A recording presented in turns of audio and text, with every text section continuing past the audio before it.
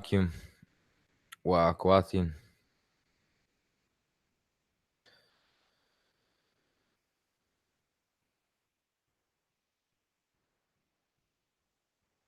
All right, so what's been going on in the last week? Yep. If I'm not mistaken, the first one I'll say the Jewish that got shot up. What else? The bar that got shot up. What else? California. What else? Now remember, this is history class. Those are all recent events. Yeah. There we go. The election, midterm elections. You understand? Well, right now, okay.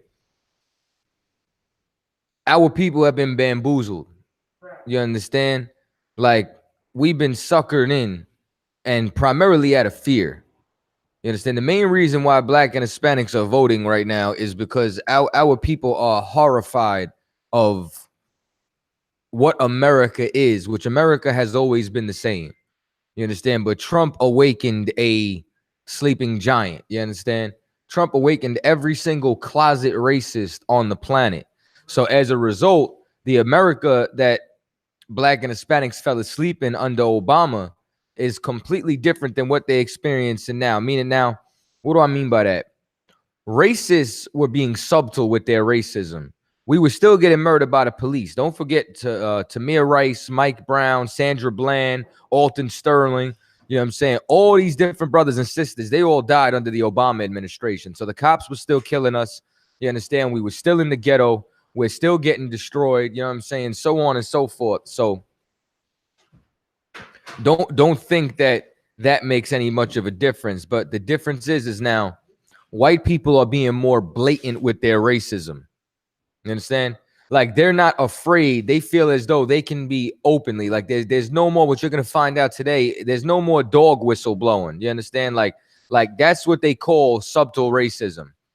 You understand? Like just so y'all know, like, a dog whistle is a frequency that only dogs can hear. Well, politicians use a language that only racists can understand. That when the racist hears it, they say, okay, that's talking about Black people. That's going to hurt Black people. You understand? So what we're going to do is, like, I'm going to tie it all in together. But what we're going to do is we're going to go back and understand the history of all these different political parties, where they came from. Primarily, there was different political parties, you understand, in America after 1776. You understand? Like, the first was the Federalist.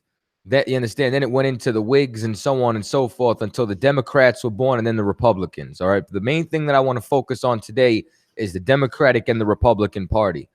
And Black people, as well as Hispanics, have only been Democrats, you understand, since maybe the Civil Rights Movement. Really only the last 40 to 50 years. You get what I'm saying? Like in mass prior to that, like, if we go back 100 years, most people would be voting Republican. And that's a little bit, you understand, like, how's that possible when Donald Trump is a Republican? Obama's a Democrat. You understand? What's going on? Right? Shalom. You understand? Well, this is what happens now, all right? So now, just to give you a little bit of a statistic, no Democratic presidential nominee has received less than 82% of the Black vote since Kennedy's 68% in 1960. You understand? Like, basically, you understand, and Kennedy helped end a lot of segregation. So because of that, Black people felt like we made it, and they damn near treated Kennedy like, you understand, like he was Christ. Like, Black people were crying. On topic? Uh-huh. Basically, you understand, that's actually an excellent point. Before Obama, Kennedy, you understand, what do they always call it? The Black folks' Holy Trinity. You know what I'm saying? It was Caesar Borgia, Martin Luther King, and John Kennedy. That would always be on, you understand, somebody's grandmama's wall. You know what I'm saying? So now, what happens is that everything started to switch after civil rights. We're going to get into it. You understand? So now what I'm going to do is I'm going to give you a little bit of history. And what I'm about to do is I'm going to show you that when you turn around and you read, there's always going to be some kind of subtle racism or some way that they're talking about Black and Hispanics. You understand? So now it says widely considered to be the first American political party. The Federalist Party was founded by Alexander Hamilton and gave rise to the first president to be elected under the partisan conditions. John Adams and other notable Federalists, including James Madison and George Washington, although the latter ran for president without strict affiliation.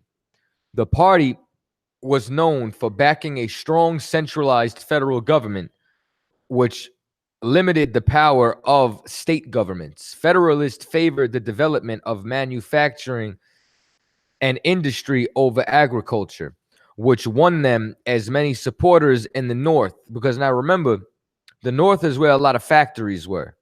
The South was where agriculture was. You understand? Now, when you start reading in these times about agriculture, what you're really reading about is slavery. You understand? So now, it said, which won them as many supporters in the American Northeast as it did detractors in the agricultural reliant South.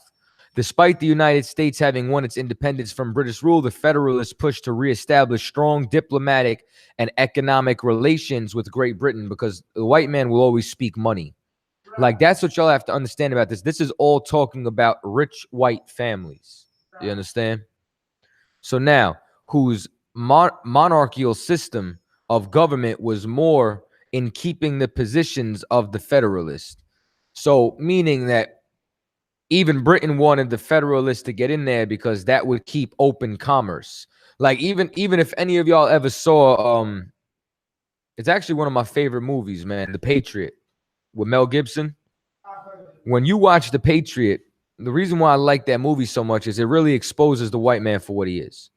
And what you'll notice is there was a redcoat or a cat in the British Army who he turned around and he started burning villages and, you know what I'm saying, giving soldiers no quarter. And like, if they found wounded from the revolutionary side, they would kill them instead of tending to the injured and so on and so forth. There would be no prisoners. So the person, the general that he was under command of, said, you have to stop doing this, because after we take the American colonies, we're going to have to reinstate commerce with them. And you're not going to be able to reinstate commerce with people you have bad blood with. You get what I'm saying? So money is always their motivation. And that's why later on, you understand, remember what it said, that even though the Adams ran at a later time, they disassociated with themselves, because the whole point of all these parties is about white people getting in power, white people getting in control, and they'll use whoever they can, whatever they need, in order to get into that position of power. You understand?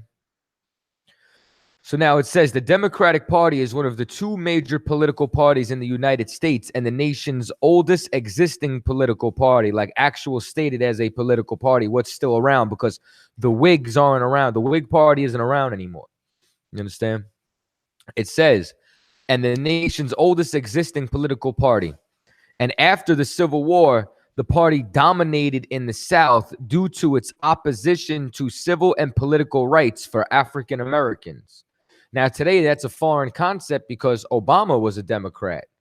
But meanwhile, where you get Jim Crow is from the Democrats. Where you get all these, you understand, different racial laws, you understand, that was made in order to oppress Black and Hispanics, is all initially rooted in the Democratic Party. So now, after a major shift in the 20th century, today's Democrats are known for their association with a strong federal government and support of the minority and women's rights, environmental protection, and progressive reforms. The origins of the Democratic Party examines the blatant racism of one of its founders, President Andrew Jackson. So now the Democratic Party was basically built around Andrew Jackson. And this is also where the symbology for the elephants and the donkey comes from. Because they were saying that Andrew Jackson, because of his stance and how he acted, he was a jackass. And you know how they have political cartoons today? So they would make a political cartoon, put it in the newspaper, and the jackass was the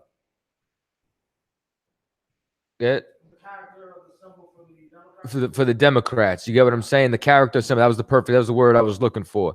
Whereas the elephant was for the Republicans, and that's because the elephant never forgets. You get what I'm saying? Like the elephant is the wise creature, a mule or a jackass. You understand? A donkey is considered a dumb creature. All right. So now it goes on to describe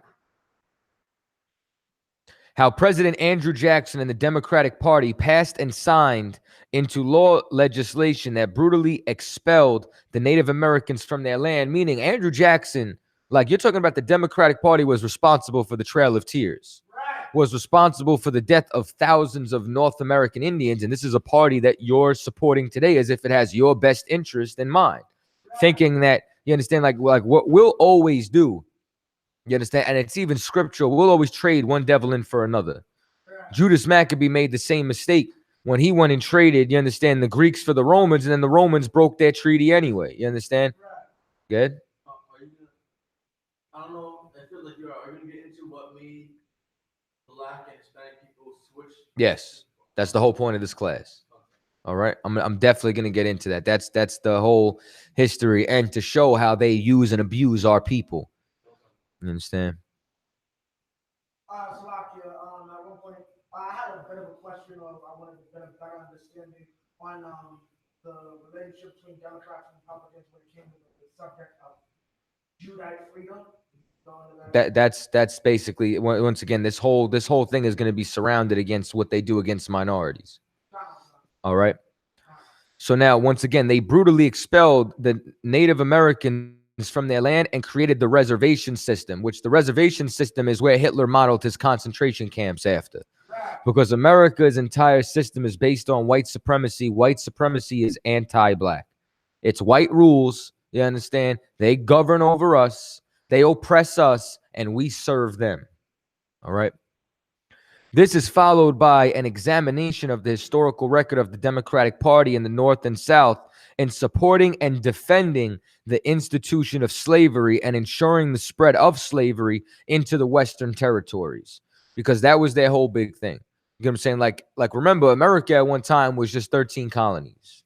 Then after, the Louisiana Purchase, after certain things, America started to expand westward. You understand? So once they acquired all that different territory, now it was about, well, what's going to happen in these new states that are established? And the South wanted to get their pocket in there because they controlled the majority of slave labor. So now it examines the founding of the Republican Party as a reaction of the support of slavery by the Democratic Party and their endorsement and a defense of fugitive slave laws, which, if anybody knows about fugitive slave laws, they came from the Barbadian slave codes, meaning all in the different West Indies. You know what I'm saying? Like that the Spanish initiated. Well, the Southern colonies adopted those, and they wanted to enforce slaves being branded, runaway slaves being branded. They want to enforce, 3 or 4 time repeated offenders of runaway slaves, you understand, males getting castrated. Or having your arms and limbs chopped off. You get what I'm saying? So on and so forth. The punishments that they did to people who wanted to fight for their freedom. So it says the historical record of the Democratic Party, including their opposition to the 13th, 14th, and 15th Amendment to the United States Constitution, their close ties to the Ku Klux Klan in both the 19th and 20th century, including the support of the Democratic President Woodrow Wilson for the KKK and racial segregation, which, once again, this damn near sounds like I'm describing, you understand, Donald Trump. You understand? But that's the description of what the Democratic Party was. So the New Deal legislation in the 1930s to ensure African Americans would not benefit, and their opposition to the civil rights legislation of the 1960s, which was passed with significantly greater support from the Republican Party than for the Democratic Party. Okay? So it said their manipulation of the New Deal legislation in the 1930s to ensure African Americans would not benefit, and their opposition to the civil rights legislation of the 1960s, which would pass with significantly greater support from the Republican Party than from the Democratic Party. So now that's basically an overview of what the Democratic Party was and how the Republicans, whatever the Democrats are, the Republicans are the opposite of. Whatever the Republicans are, the Democrats are the opposite of. And this is how they get two different brands of people. You know what I'm saying? Because there was always abolitionists and colonists. You understand? So they would cater to those audiences of who wanted to abolish slavery, who wanted to establish slavery. That's the play that we're gonna do. You know what I'm saying? That's the play that we're gonna go for.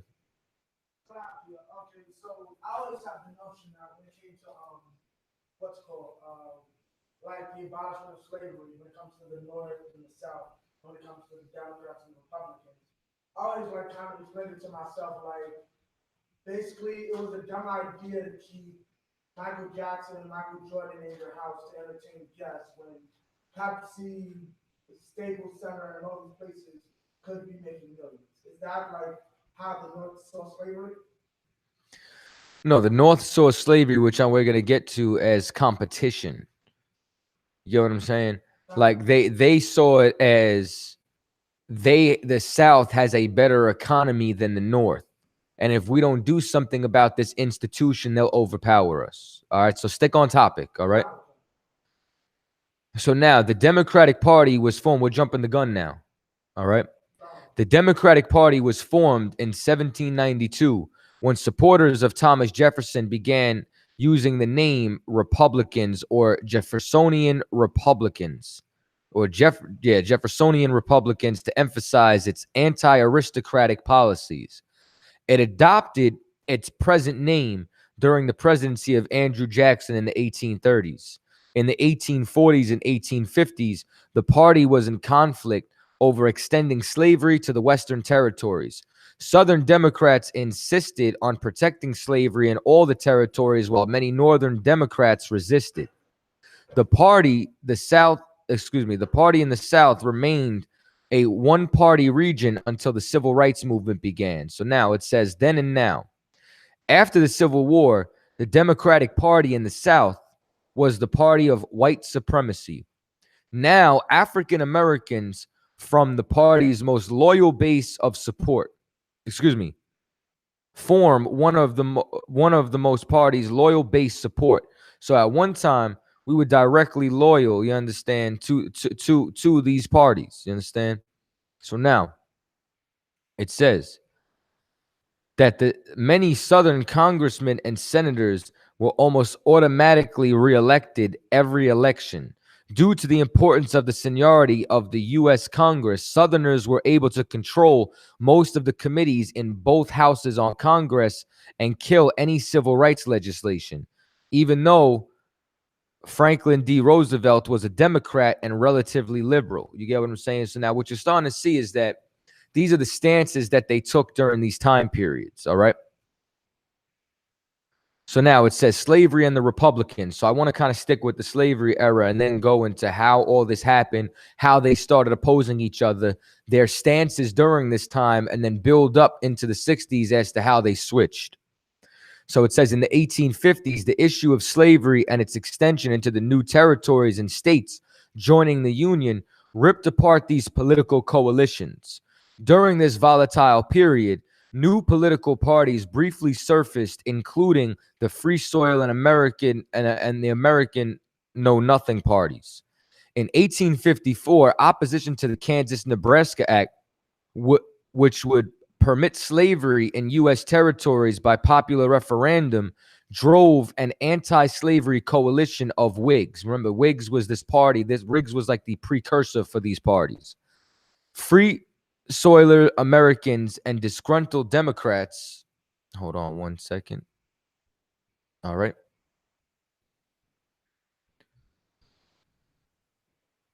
And disgruntled Democrats to found the new Republican Party. Remember, like I said, the Whigs is where, you understand, the Republicans came from. You understand? Like they would sit there and say, okay, damn this, we're going to be in opposition. We're going to assume power. This is how we want to run things. And this is going to be our pitch. So now it says that which held its first meeting in Ripon, Wisconsin, that May, 2 months later, a larger group met in Jackson, you understand, to the party's first candidates of statewide office.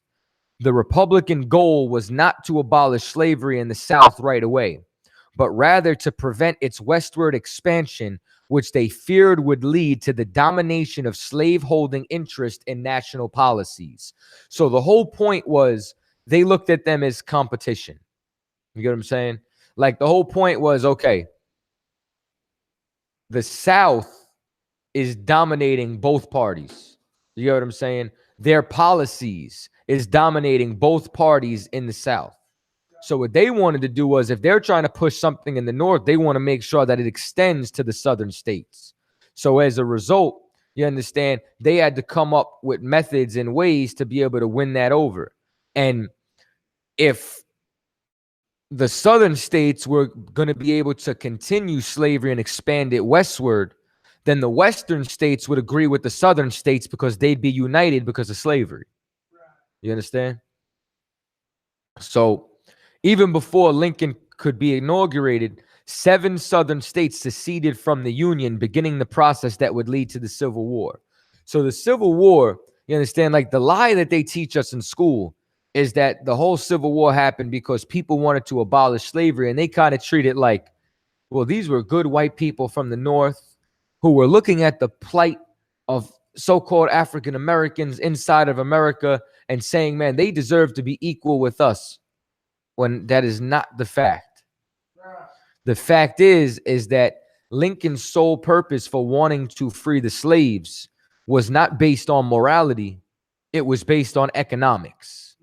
It was based on a political stance and what could have them rule America and their policies be, you understand, the social norm.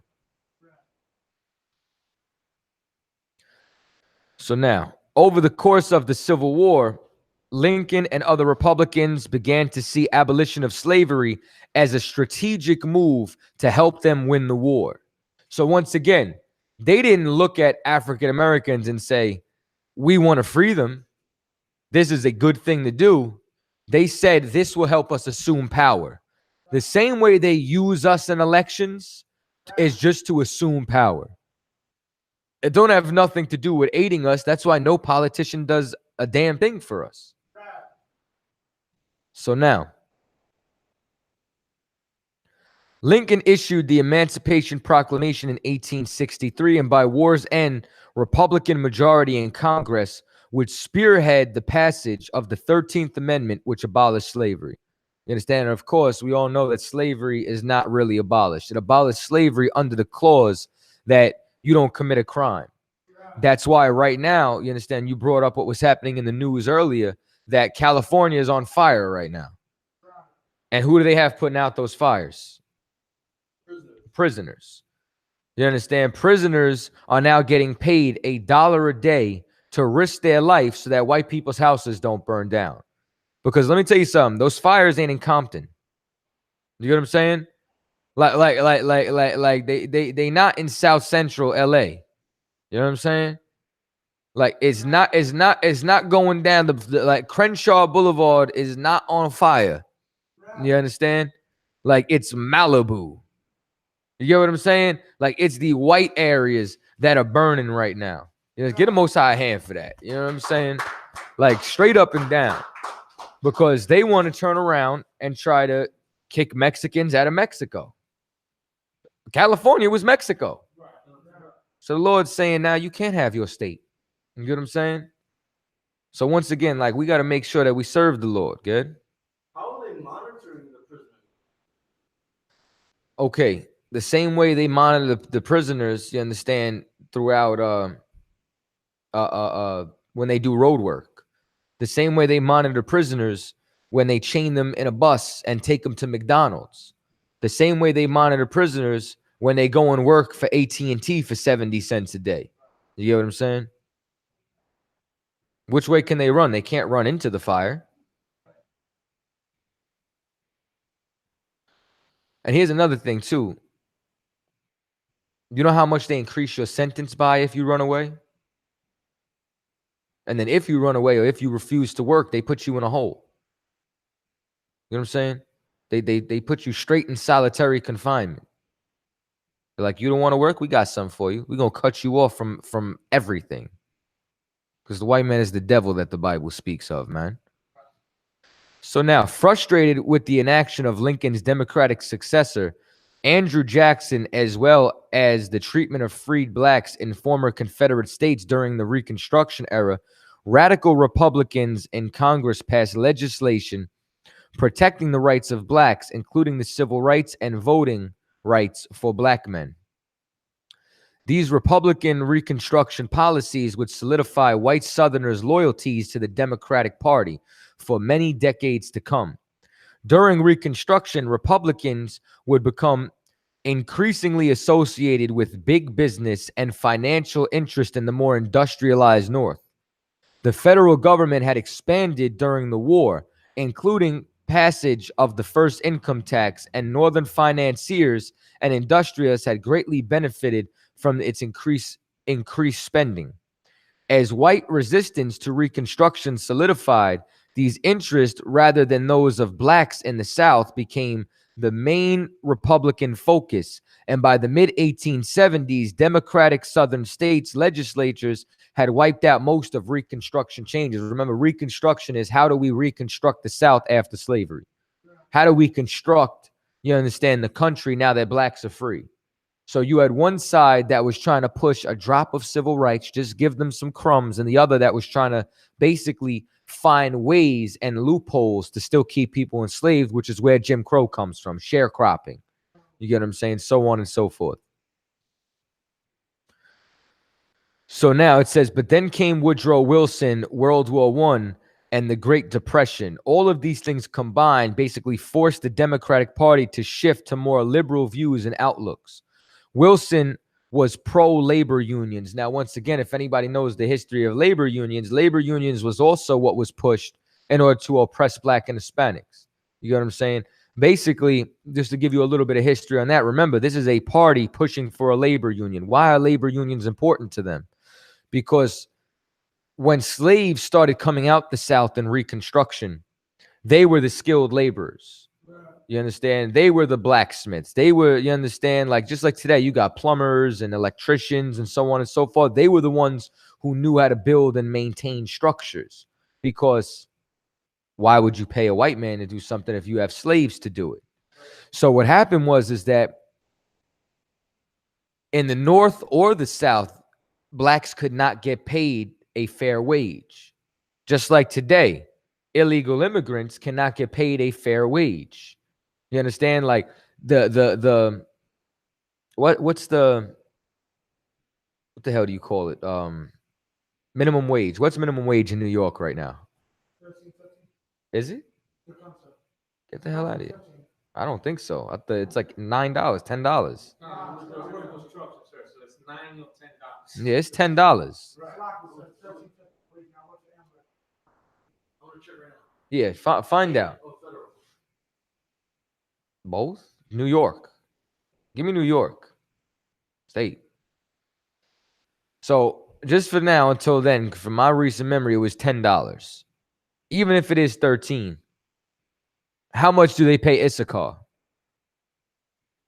$5 an hour. You know what I'm saying? $7 if they're lucky. You understand? Some places pay them $4 an hour. Well, that was the equivalent to what they did to Judites. So white people, the same way white people today say Mexicans are taking our jobs, well, that's what they said about, so-called Negroes. They said they're taking our jobs. So what white people did was they banded together and created unions. And then these unions would come and terrorize your place of work if you didn't hire them. Because guess who labor unions didn't hire? Black people. So what the labor unions did was they kept African Americans out of the workplace. First column, I think, is now. The second column is now. The third column is what it will be after the 31st of December. All right, so it's 11 now, and after that, then it's jumping to 13. For big employers of 11 or more. No, after the last day of the year, it'll jump to 13. Yeah. This is New York State minimum wage. This is what I got. Says the end of 13, 12, 13. 12:31. He's got the same chart. Yeah, but mine says the end of 13, it would jump to 13. No, the end of 17, it would jump to 13. For big employers of 11 or more. Yeah, so yeah, my company. All right, so it's okay. So you work for a larger company. Yeah. Okay, that makes sense. You understand? So now, the same way that they did that to Issachar and you know what I'm saying, don't get it twisted. So-called Mexicans, maybe so-called Dominicans, anybody who comes into the country illegally is what they did to Judites. So they would go and they would riot, you understand? And the labor unions, let's say the company subcontracted and they had a labor union also working with African Americans. They would strike. You understand? They would strike or they would vandalize the workforce. So you understand? So this is like everything that they do, you get what I'm saying, has been to oppress us.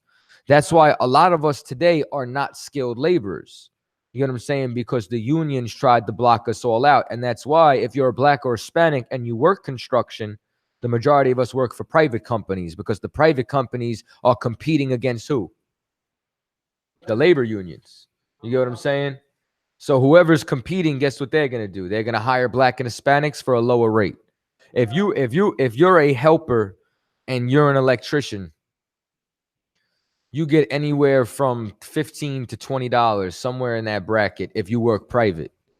If you're a helper in a labor union, you get what I'm saying? They might start you at 15, but they will start raising you in increases so that by the end of 4 years, you're making $30, $40 an hour. You know what I'm saying? Whereas if you're in a private, you could stay at 15, 16, 17. You get what I'm saying? Well, that's the same way the Democrats and the Republicans work. They use black and Hispanics, you understand, when it benefits them and then kick them out when they don't need them anymore, when it'll benefit white people.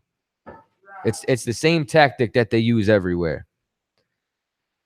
So now it says, in fact, here is where we see the actual split. The Northern Democrats, led by FDR, and the Southern Democrats, who, even though they benefited from the New Deal, were decidedly against any increase in civil liberties that it brought. The increase even more after Roosevelt died and the civil rights movement began. In fact, in 1948, Strom Thurmond even formed an offshoot of the Democratic Party nicknamed the Dixiecrat Party. You understand? So now it's as though that didn't last long. And that's where the Republican Party, specifically Richard Nixon and Barry Goldwater, stepped in with what they called their Southern strategy. So now you're about to find out the techniques that they used, you understand, in order to make racism covert. All right. So it says, because the Republicans were against the liberalism of Northern Democrats, they decided to court the Southern Democrats that were also against the rise of civil rights and bring them over to their side. To say that it worked like gangbusters is to understand things. Dozens and dozens of Southern Democrats changed their allegiance to the Republican Party, basically handing over the South to the Republicans. This included the aforementioned Strom Thurmond, who was radically against civil rights and was pro-segregation. After Democratic President Harry Truman's desegregated the army, and the Democratic Party said they would support laws that ended Jim Crow. So now you start to see, you understand, a switch coming. The Democratic Party started Jim Crow. Now they want to end it. So let me get into a little bit more. I'm gonna go back and forth. I'm gonna get a little bit deeper into a couple of things, but I just want you to see how all these things were going on. You understand, from the night, like the shift that changes from the 1940s to the 1960s. So now it says Eisenhower sent federal troops into Arkansas to desegregate Little Rock Central High. In 1963, John F. Kennedy, a Democrat, broke with the party ideology and used Eisenhower's playbook to federalize the Alabama National Guard and force the desegregation at the University of Alabama. So this is why they love, you understand, John F. Kennedy so much. You know what I'm saying? So now I want to backtrack a little bit. You know what I'm saying? So like these things that happen here was all, you understand, because they wanted to keep the solid South voting. But what happened is that after they started, you know what I'm saying, supporting civil rights, the solid South never voted for a Democratic president again. You know what I'm saying? So let me give you a little bit more just to show you, you understand what I was talking about with the subtle racism and everything, just to give you a little backtrack of what was happening during Nixon and during Goldwater, all right? It says, as you can see, it was the Democrats who opposed the Civil Rights Act and the Republicans who favored it. Everyone supported the Civil Rights Act except the South. It was Southern politicians from both parties who voted against the legislation.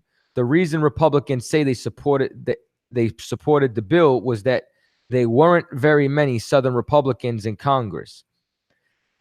The Civil Rights Act was signed on July 2nd, 1964. In the presidential election that year, 94% of non-white voters voted for Johnson, boosting him to win over Barry Goldwater. But Goldwater, a Republican, managed to win 5 southern states in that election, which was unheard of for a Republican. How did Goldwater do that? He won the states by opposing civil rights. Because once again, racism has always played a fact in this. After the bill passed, Strom Thurmond left the Democratic Party, as did many Southern whites. In 1968, he teamed up with Richard Nixon. So now, what started happening here? All right.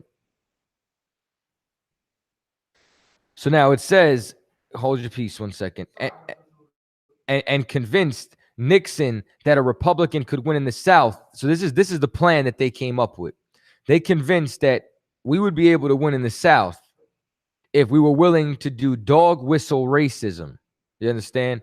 Where they would dog whistle racism to Southern voters. Again, a dog whistle is a whistle that only dogs can hear the frequencies of.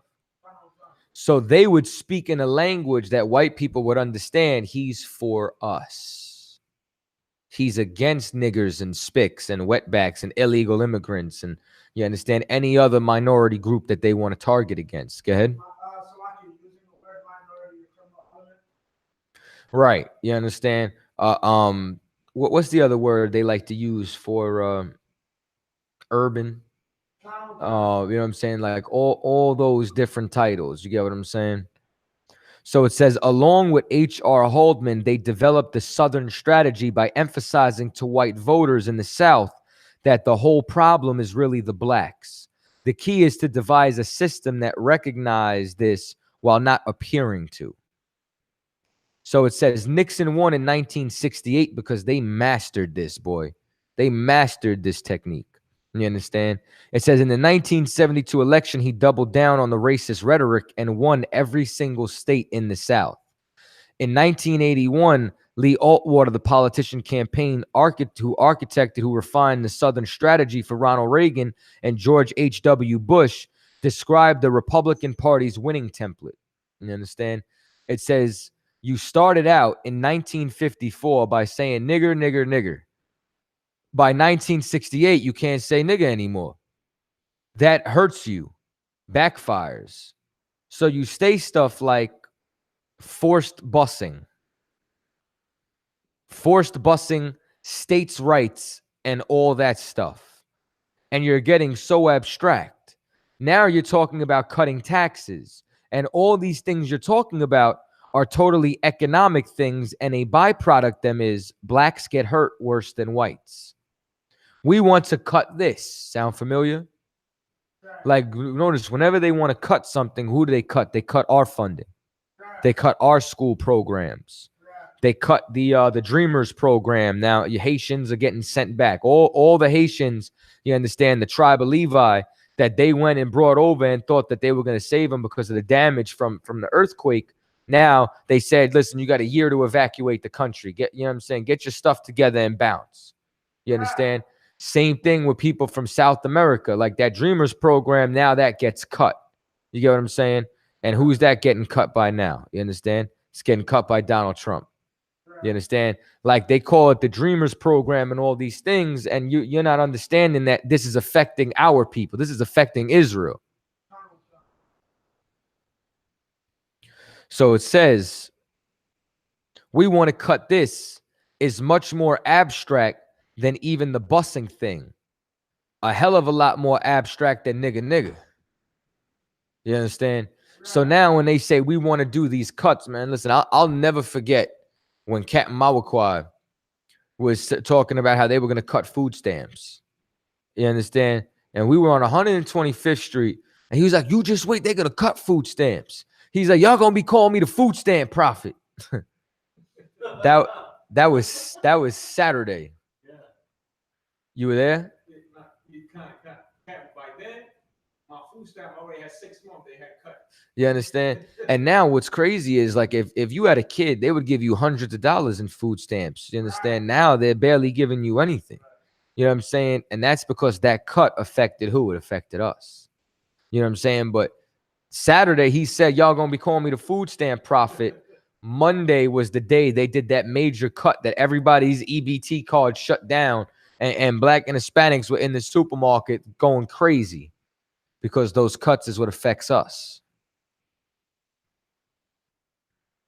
So now it says, as the years went on, more and more politicians changed their parties from Democrat to Republican. This split widened more and more. The Democrats became actively pro-integration and pro-civil rights, while the Republicans, still courting Southern Democrats and Dixiecrats, were pro-segregation and anti-civil rights, which meant the Democrats and Republicans had effectively switched sides. You understand? So now, once again, what's the whole point and purpose of all this? The whole point and purpose of all this, and this is what Black and Hispanics have to understand. They do not care about you. They do not love us. They don't care about any single one of us. We are simply pawns to make sure that rich white men assume power and keep their power. And they will switch sides and switch stances so long as they can be the ones in control and in power. Just like right now, you understand, who hates or can't stand relations with Russia right now? America. Not America. Donald Trump loves the Russians. All the allegations against them and Russia sending The allegations against who? with Russia. With who? America. What America? This America. Donald Trump. Trump supports Russia. That I know I'm saying, but So focus on what I'm saying. So Trump is with what party? The Republicans. So the Republicans back Trump. So now, what side of America is against the Russians? The Democrats. Go back 10 years ago. It was reversed. You understand? They'll switch and flip-flop for whatever cause they feel will assure that they have power. You understand? The white man is the devil.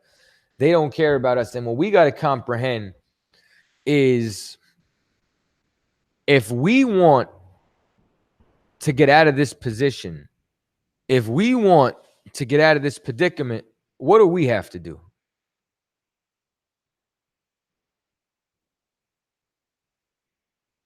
you have to separate.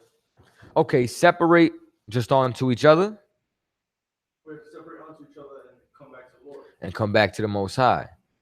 Like if you go back, matter of fact, let's grab this right now. Before I come back and read a couple of statistics about Trump's America, because I want to bring it all the way to present day. All right. Hold on. Give me Exodus, the 2nd chapter. Verse. I'll give it to you in 1 second.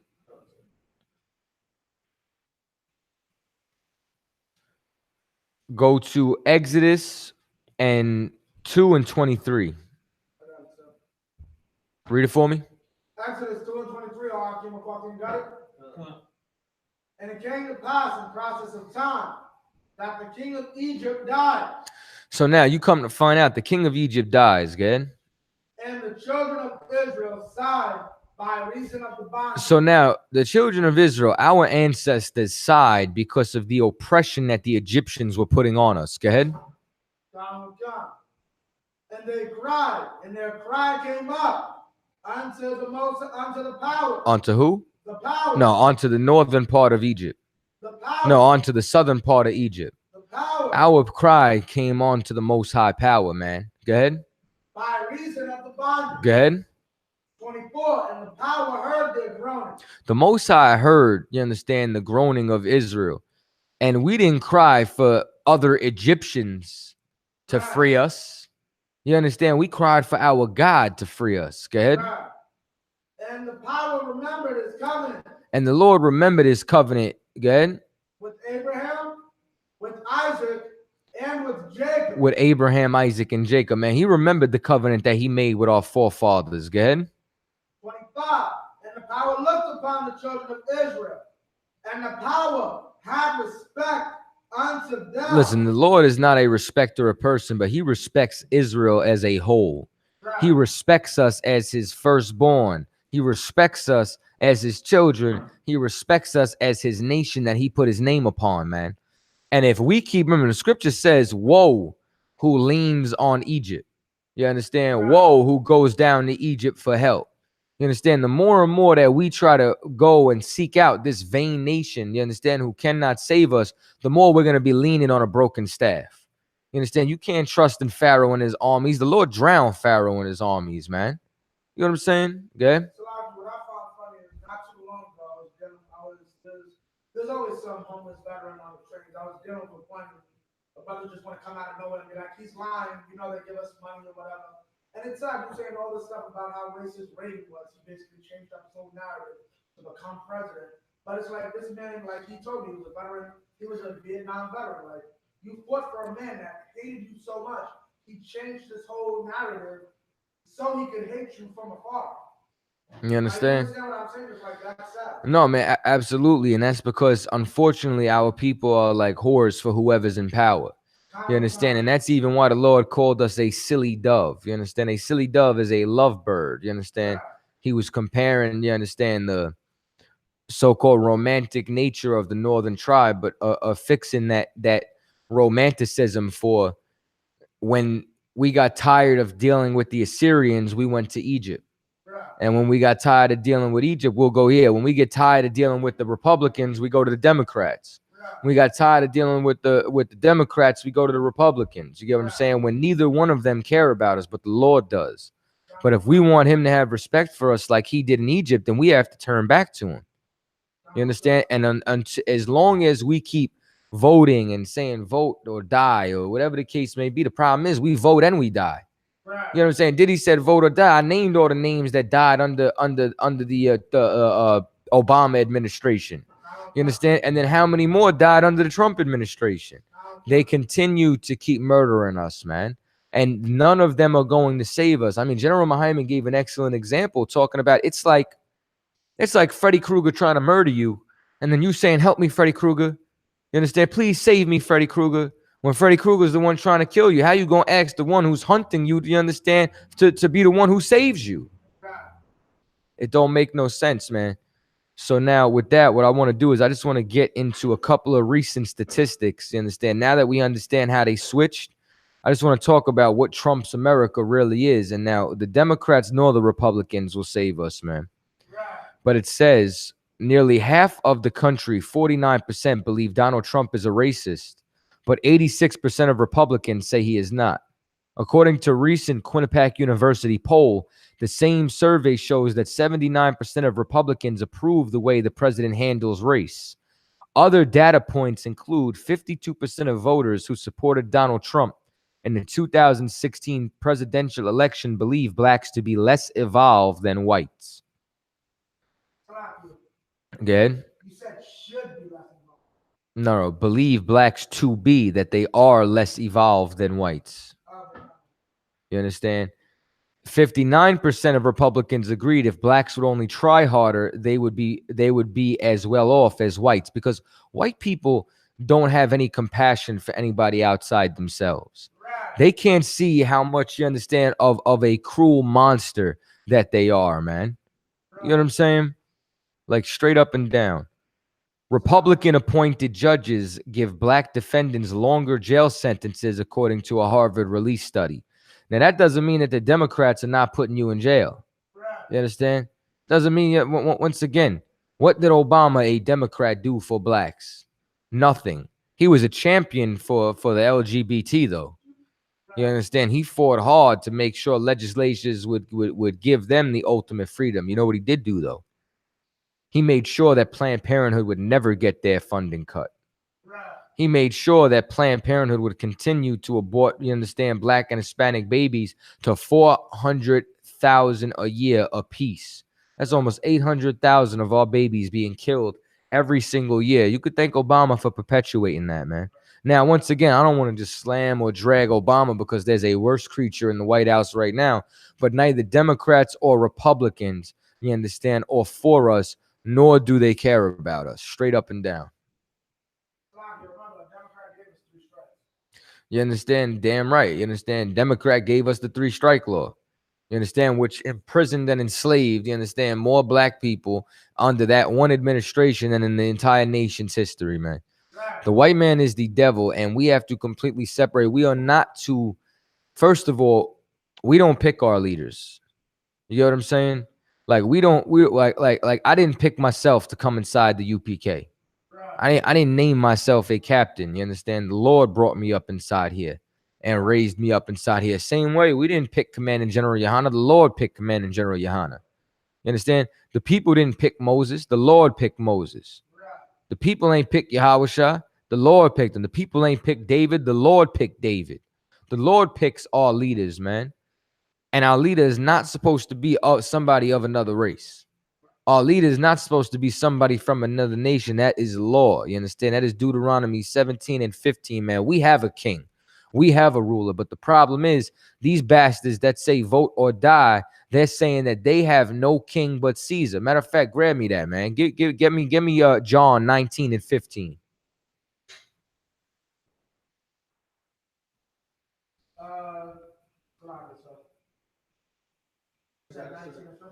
Con, you got it, sure? Good. John chapter 19, verse 15. Or I can have it. John chapter 19, verse 15. But they cried out, away with him, crucify him. You understand who was crying this out, man? You understand? Our ancestors, our people, the Sadducees and the Pharisees, you understand, were calling out, crucify him, away with him, away with him. Good? Come, sir. Pilate saith unto them, shall I crucify your king? Genesis, so Pilate says, should I crucify your king? Go ahead. The chief priest answered. The chief priest, you understand? This is that bastard who had a prayer shawl put on Trump. You understand? This is that bastard who brought Trump, you understand, into that church and tried to get black people to support him. Go ahead.